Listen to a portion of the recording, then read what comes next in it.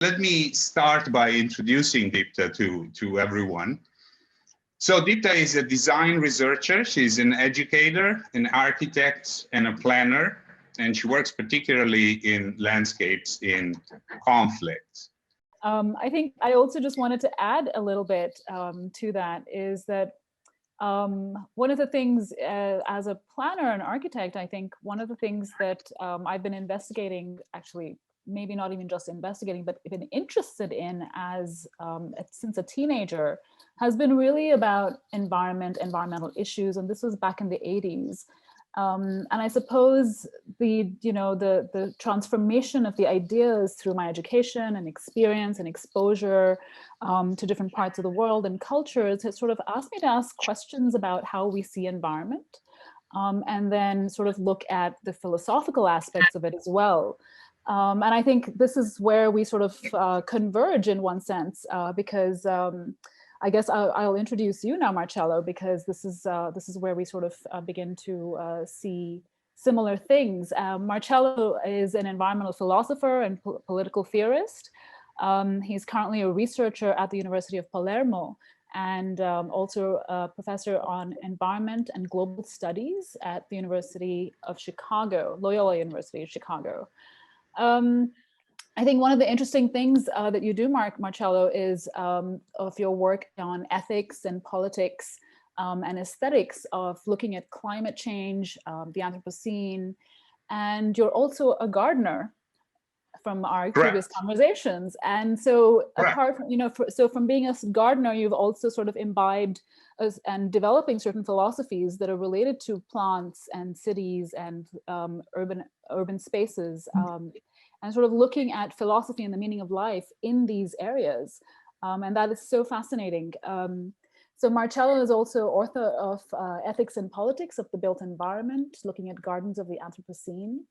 And he's also co-editor of Plant Ethics Concepts and Applications, and co-editor of the Springer Handbook of the Philosophy of Climate Change, which is soon to be published. We'll see. Yeah. Yes, and interestingly about Marcello's gardening capabilities is that he specializes in production of succulents, of all kinds of sizes and types, and also is a founding president of Minima Urbania, which is a not-for-profit and looking at environmental education and urban gardening and agriculture. And this is really, really fascinating. We both somehow work with this humans in environments, right? And humans working their way within environments, and the environments may change. So sometimes it could be called a settlement, sometimes it's called the city, sometimes it's called a place along a route in a migration of sorts.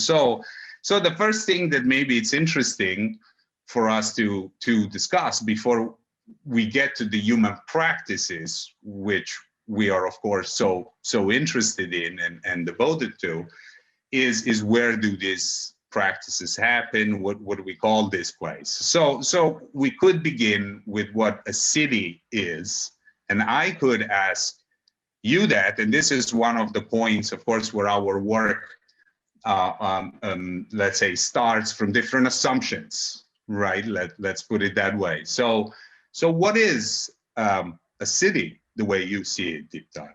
To me, as a planner, a practicing planner and architect, the city is sort of built by the lines that we draw on paper, and it sort of comes into existence as we draw things. And what is really interesting is, yes, it's exactly what you said. It's settlement. It's human settlement, human inhabitation of a certain kind.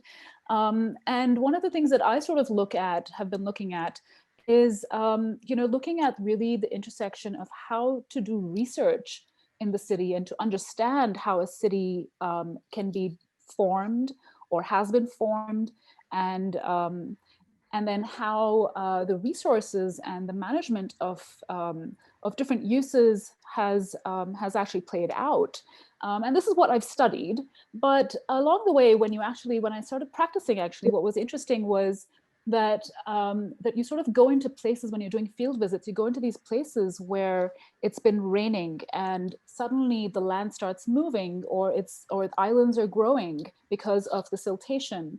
And so how do you start to draw lines then that become hard, because that's what the city is about. The city is about fixed lines, about hardened lines that remain the way they are so they can be managed easily in that sense. I'm interested in rain and looking at weather patterns, and also looking at how water shifts and blurs these lines potentially. And particularly in the Indian context, it rains at least 6 months in the year here. So, you know, water is really all over the place most of the time. Even now when it's supposed to be the driest season, we've had 3 mornings of dense mist rising from the earth. And so then I sort of ask the question of, you know, how is this really dry? Because there's moisture in the air, and you sort of look at how that starts to blur boundaries. Even in the driest moment, there is water somewhere. Water is actually dynamic and it's changing everything. It's moving the earth. It's blurring the lines between river and the banks. It's blurring the lines between sea and land. And it's just really fascinating because then how do we look at property ownership, and then where does nature sort of fit into the way we think about places, right? So if we sort of think about nature is not just the green and the plants and all of that, but it's also the weather. Nature, I mean, it's a big debatable question, obviously, what nature is, and we can have so many different viewpoints about it, but broadly speaking, it would be these unknown and unmanageable, uncontrollable forces of the earth and atmosphere and cosmic forces in that sense that we can't predict so easily, that influence the way we live. And so for me, the city has become this very hard settlement where things become very fixed and very difficult to sort of negotiate these things of weather, but we also have biodiversity in the city. We've got monkeys and cows and birds that are constantly, that we're constantly negotiating, whether it's on the street or in our homes. And so these are things that don't see the lines that we've drawn to define the city. And so I ask questions really about how can we sort of think about how to reimagine places that don't have fixed lines that are permanent, but perhaps negotiable in that sense. And so perhaps I think in that sense, how do we bring nature in terms of the unknown or large forces, dynamic forces of the atmosphere of the world into this thinking? And I think what I really enjoyed about our conversations earlier was that what you're trying to do, in one sense, is to really look at how to initiate that in the city.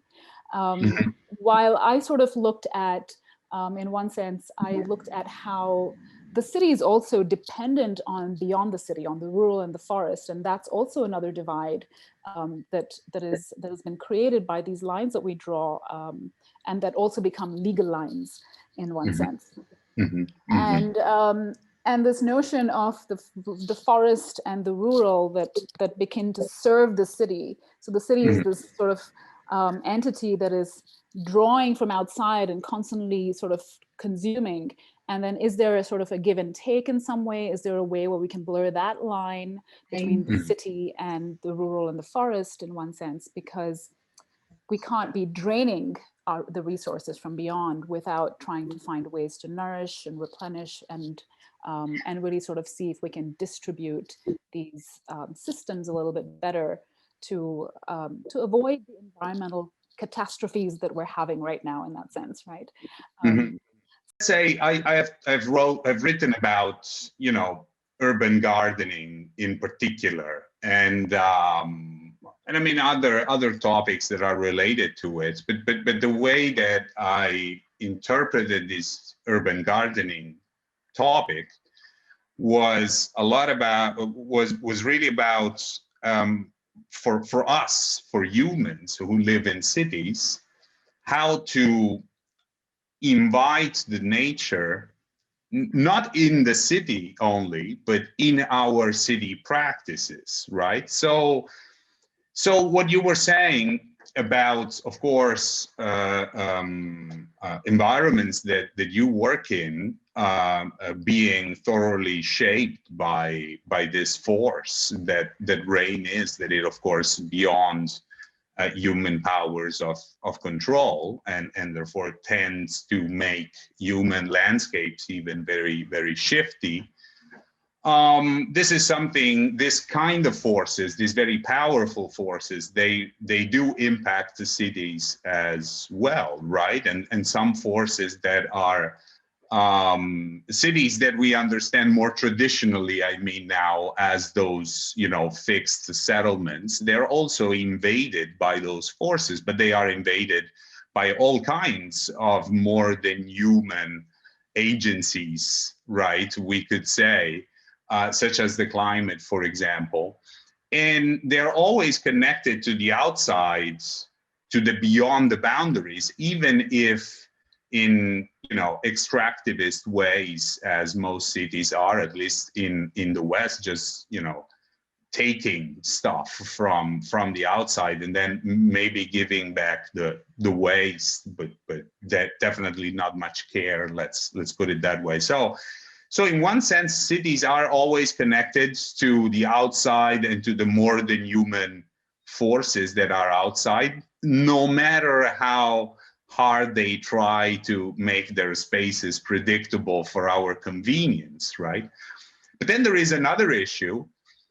We, the humans who live in those cities and need to negotiate those forces, and very often forget that those forces are out there, or, you know, right here, let's say, with us. What we need to do is to somehow import in our daily practices some miniatures of those forces, right? So that we can familiarize ourselves with them without, you know, just being invaded, which is a more than human, let's say, agency sort of affecting me. It's sort of me inviting these more than human agencies. And you can do that, you know, with very small tools. And one of them is a garden. And if a garden is anywhere, you know, people do some gardening. If you have that very wide definition of a garden that, as you know, I like very much, then this really becomes about, you know, shaping our urban attitudes in such a way that we can be familiar or gain familiarity with these more than human forces, which, after all, you know, are behind every plant, that even if we grow it, right, there is a lot in it that it's not coming directly from us, not at all, and directly responds to these more than human forces that are all around the city or in the city with us. So it's a lot about attitude, right? It's the spaces, in a way, are always intertwined, the natural and the human, right? They're always one big thing. But it's how we think of it that needs to be, you know, intertwined as well.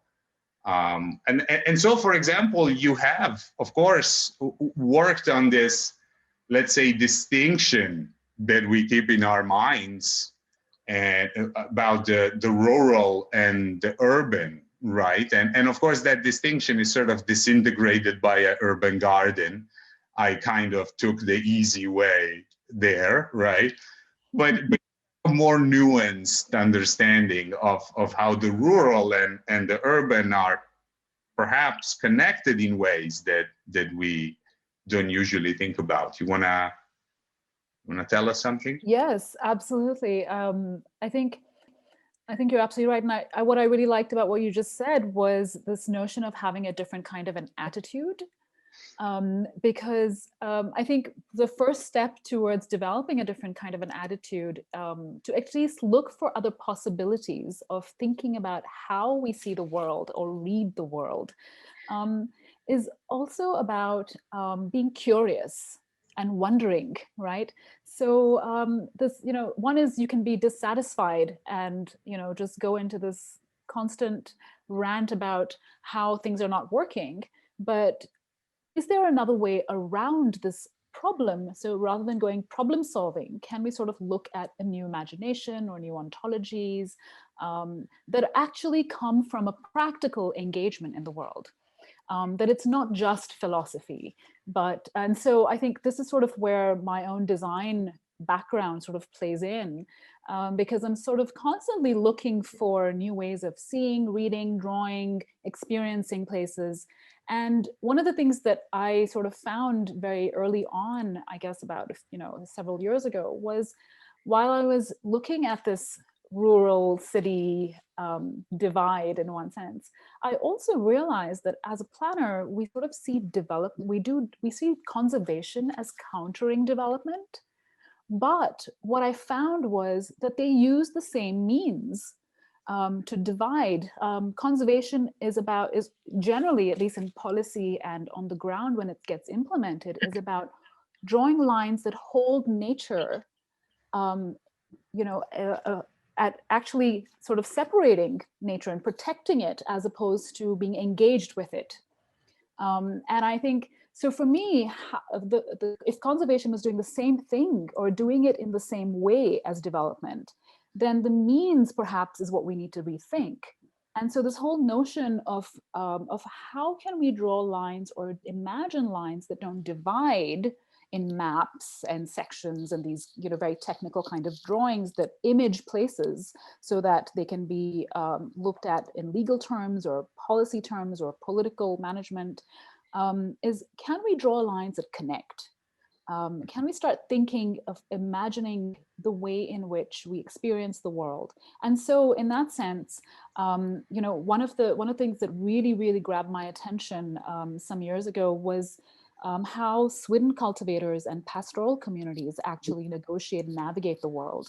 And this is where I suppose we're sort of both looking at cultivation practices of some kind, where yours is in the city, but I'm sort of looking at how these communities used to, and I don't want to use the word nomadic because it's a very geographic kind of term, but I guess to be itinerant is to constantly walk the landscape, walk the terrain, and they and even Swidden cultivators would inhabit a place temporally and then move after they had sort of spent 1 or 2 seasons there, and then they would move on. And of course, their practices, the everyday practices within that could be seen as constructive rather than most of the time they're sort of seen as destructive and unmanaged in one sense. But perhaps the curiosity is to sort of look for different ways to structure how they saw the world so that we can actually perhaps draw from the positive aspects of their practices and the way they move through the terrain to sort of and cultivate it along the way. So their cultivation was not just about food, but it was really about also about constructing and building forests and building sacred groves and adding to them in terms of medicinal plants and looking at how to conserve water in these spaces. And then they would move on without ever overusing something. And I think this directly relates to notions of sustainability, ideas of adaptive resilience and climate change, and how they sort of read the landscape so that they were living lightly, really, in that sense. And so I think what is interesting is you also mentioned the word agency earlier. And yes, I think agency is such an interesting thing to think about, because we think that agency is always about having a certain sense of motivation and that the ecosystem sort of affords us to act upon something and make something happen. And there's always an intent attached to that. But I also want to sort of, I wonder, and I'm curious about how these communities who used to constantly move and were itinerant, would that be called agency? For me, it's really about, the agency is not just about people, that there are other agents in the world, like the rain, like moving of terrain, of materials and terrain and biodiversity and creatures that would cohabit these places along with these people, or they would negotiate them constantly. And so in a sense, for me, agency would really would translate into a certain sense of responsiveness to an immediate present also. And so the intent is to really be with the things that are happening right now and to be constructive of something, rather than constantly thinking about, oh, I have this other larger goal and I want to be sustainable, and therefore I will plan all these activities to get there. Instead, here are people who I think read the world differently and are able to very quickly respond to change. And I think that just involves a whole other sensitivity to an environment, and to build a sensibility of being able to embrace the unknown and the unpredictable in that sense. Mm-hmm. So yeah, so I think I think you have some interesting things to say about agency as well. So yeah, I mean, well, first of all, I mean, what you just said is super interesting. So I wanted to pick up on a couple of themes, right, and then later as sort of return to the issue of attitudes also. So I wonder, and actually, as you were talking, I thought it was surprisingly the case that your description of conservation and development practices is somehow working along a common logic, a shared logic, which is more or less a logic of enclosures, right? That separates whatever needs to be separated for whatever reason in different contexts and so on. But separating is the method, let's say. And this is, of course, true in rural areas all over the world, and rural areas that then become urban. And I think what is also happening is that this is partly true, or actually more than partly, it's exactly true, of urban areas as well. So the very same problem that is prototyped, let's say, in other places, perhaps, apparently very different places, comes back in a new form now in cities, which are being enclosed in, let's say, very functional units, which sometimes, respect all kinds of sustainability, cutting edge innovation, design, AI, whatever nomenclature is fashionable at that moment, right? And perhaps they really tend to a green future and so on, but they are imagined in the way of sort of space capsules, right? Sort of cabin ecology, and so on. And of course, there is a tradition in the design of cities that's based on cabin ecology, like Buckminster Fuller, right? And so on. So of course, as it's always the case, it's also with garden cities, which were first imagined to be fully sustainable places and then ended up in practice very often being suburbs or suburbia, sort of, a kind of a TV series kind of suburbia nightmares. But this idea that cities might be enclosed, right, and taken over by planning, for example, cabin ecology inspired planning, or private actors that buy the city, or private actors that, being, powerful tech companies, involve themselves in planning more and more capsules, right, in this city. And so this is, of course, the nightmare of the smart city realized in the worst of its possible versions, yeah? And I think part of what gets lost there is this curiosity opportunity that you were talking about, or better, maybe opportunities to be curious are foreclosed in important ways by this logic of enclosure.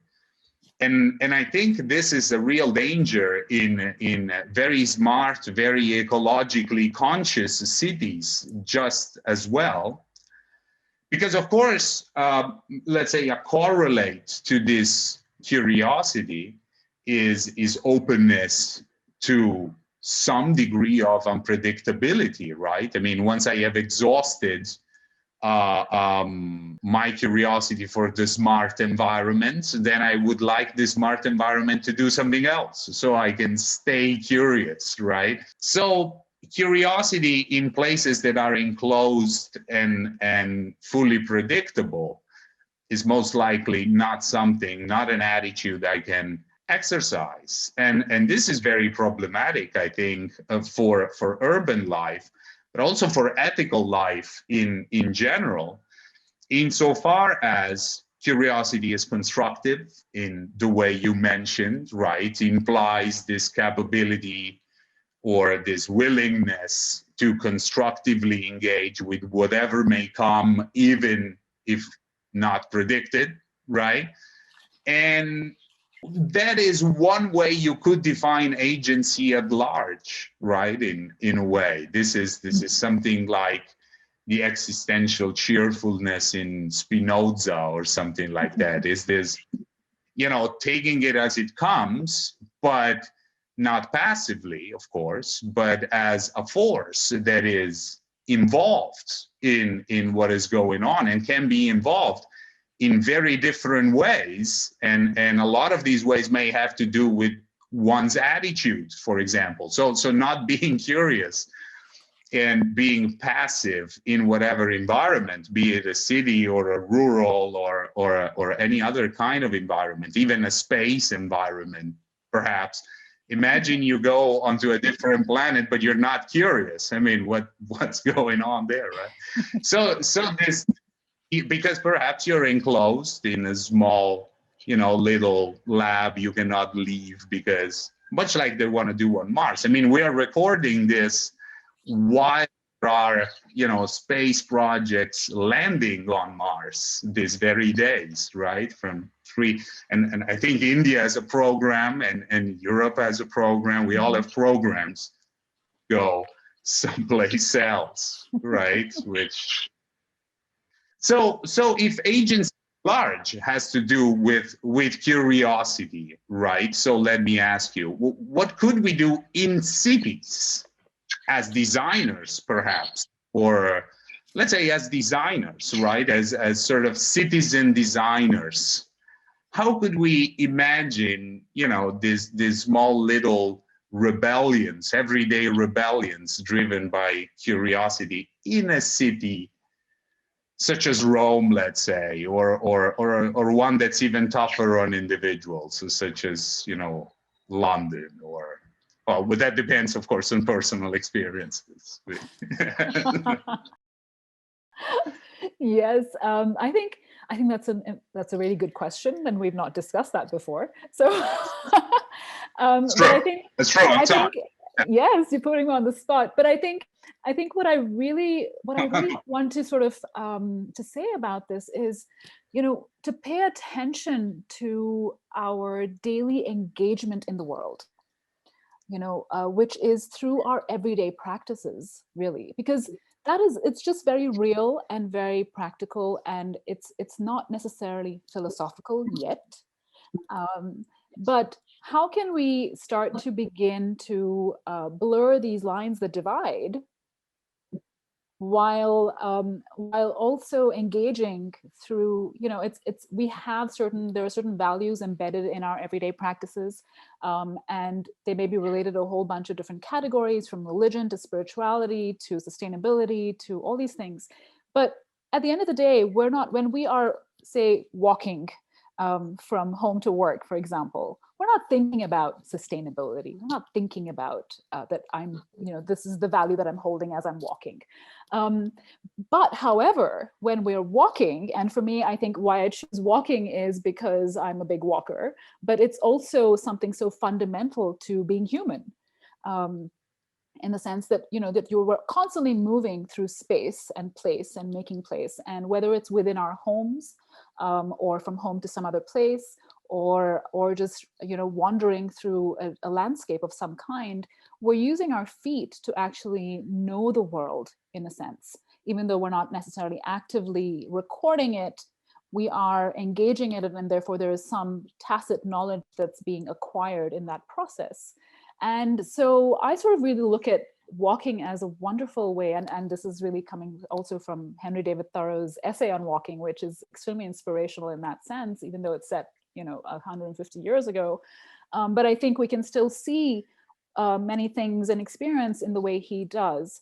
But what I liked about what he says in that, and I'm obviously referring to him very actively, is that he sort of implies a sense of wandering and walking in order to give in to the act of walking, and to sort of become lost in it, that we're doing it, and the being lost in it is really being lost in the environment, not necessarily to not know one's way, but to really be able to create a path through the world.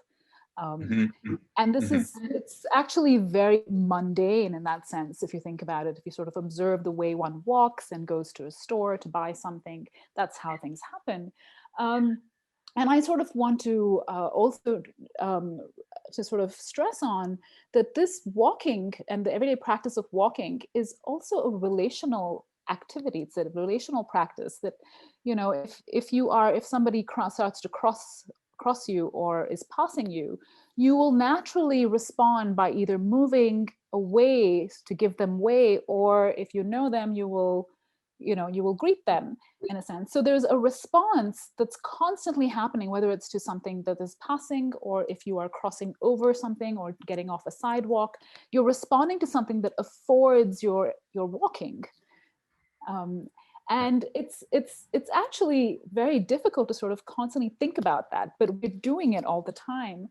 And I think this sort of comes to the thing of acquiring a tacit knowledge to be able to respond to change. And it's very minute in the city because it's been designed to be static, but there is this, slight movement. And I feel walking is just such a wonderful way to begin to understand how we can be responsive to a changing environment. And yes, so I'm just wondering about, yeah. No. So my next question to this, of course, is about. So this is a wonderful response, by the way, for a question that we had not discussed. So you're right. Walking in a city is a key to not only to getting to know the city, right, but to this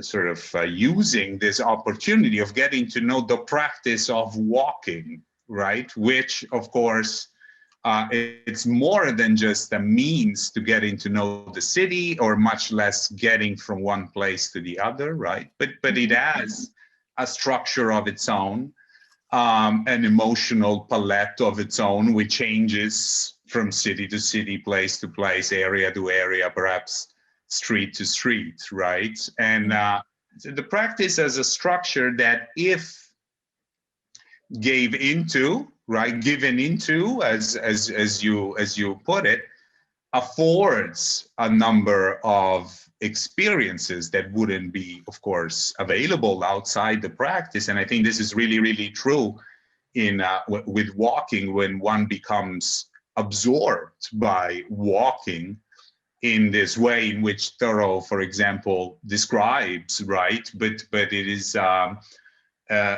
in gardening perhaps much the same, or generally working with plants or any other being we can have a relation with while involved in the practice, as you were saying, right, with other humans while walking. So these practices, let's say, with their internal structure, with their affordances, and with the other beings that they involve, they are always, I think, all different and interesting ways to explore not just places, but our own being in those places, and that being can be a very curious being, and if that is so, it will use the practice, let's say, instrumentally, but it will also dwell in it, and of course the cities, however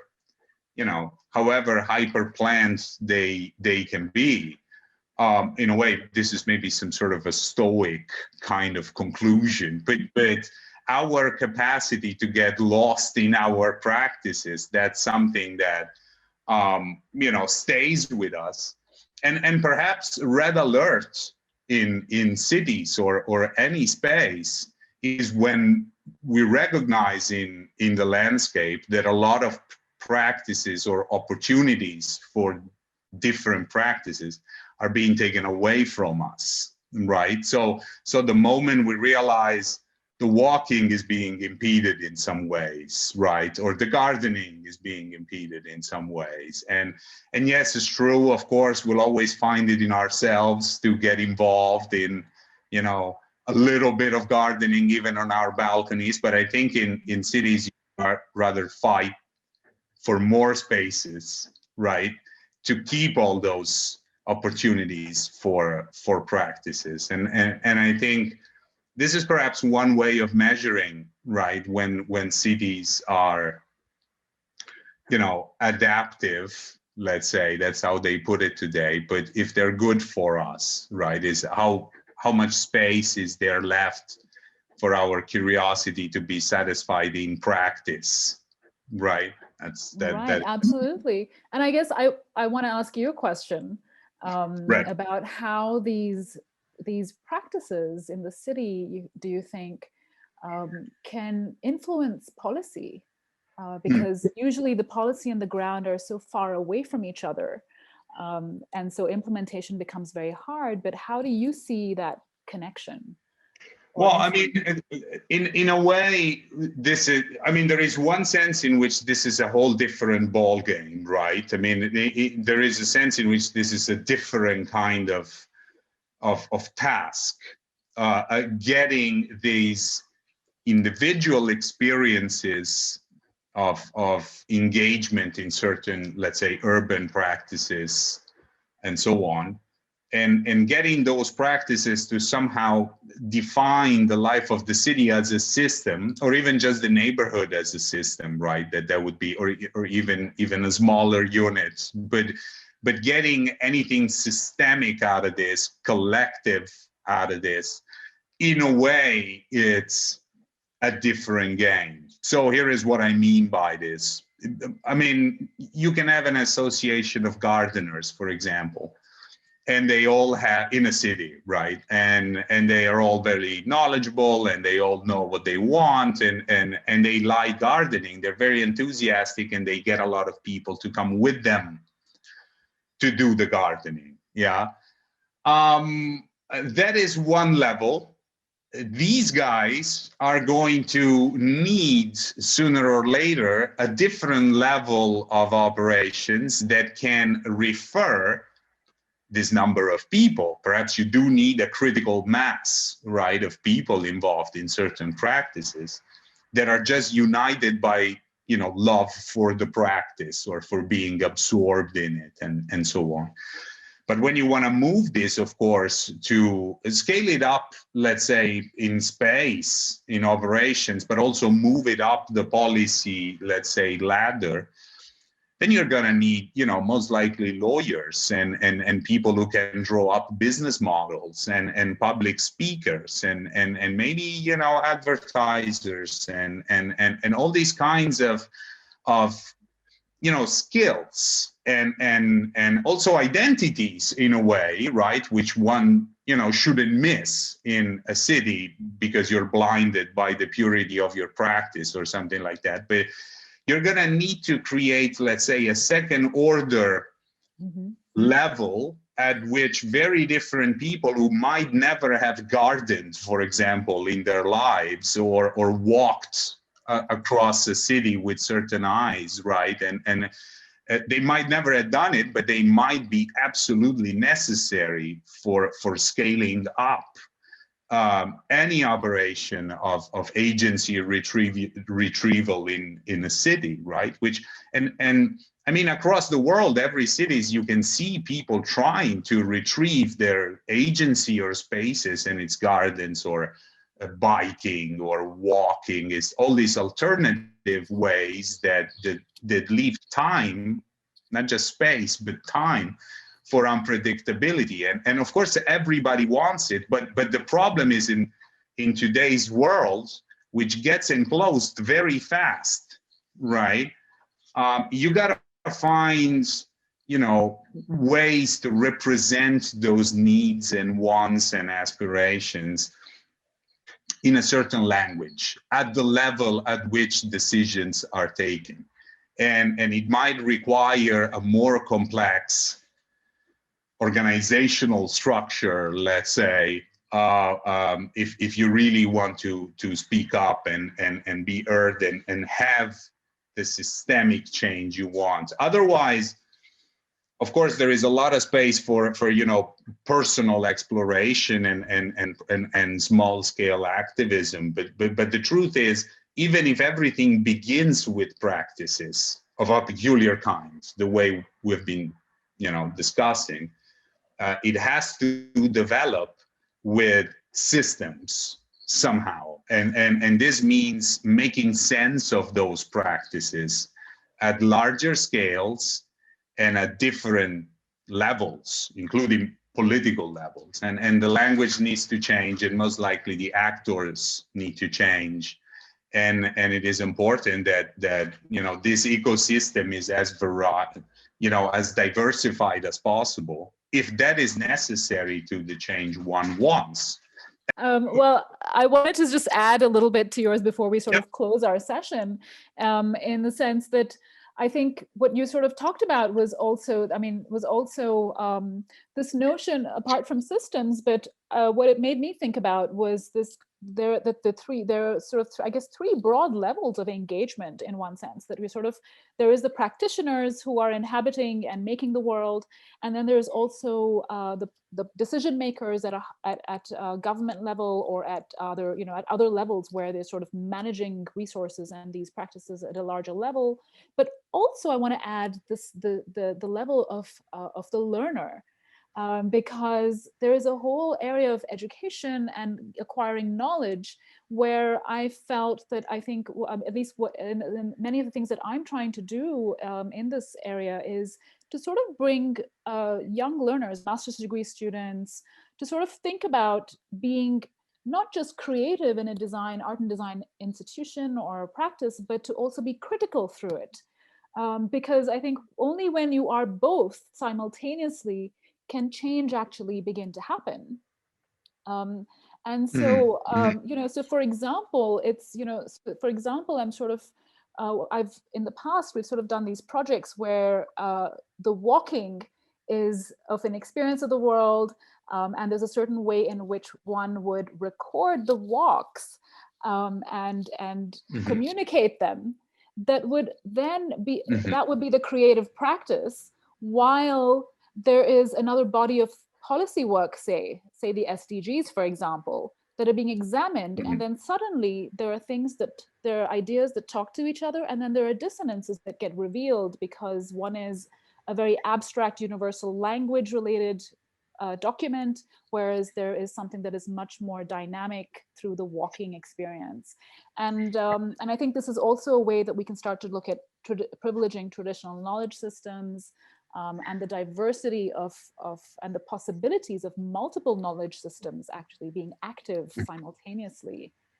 Yeah, I agree. I mean, it is one of the big problems always, right? How do you put together this complex thinking that inspires the change with the dynamics of on the ground realities, and then one will have different responses to this, depending on who or what one thinks are the repositories of wisdom.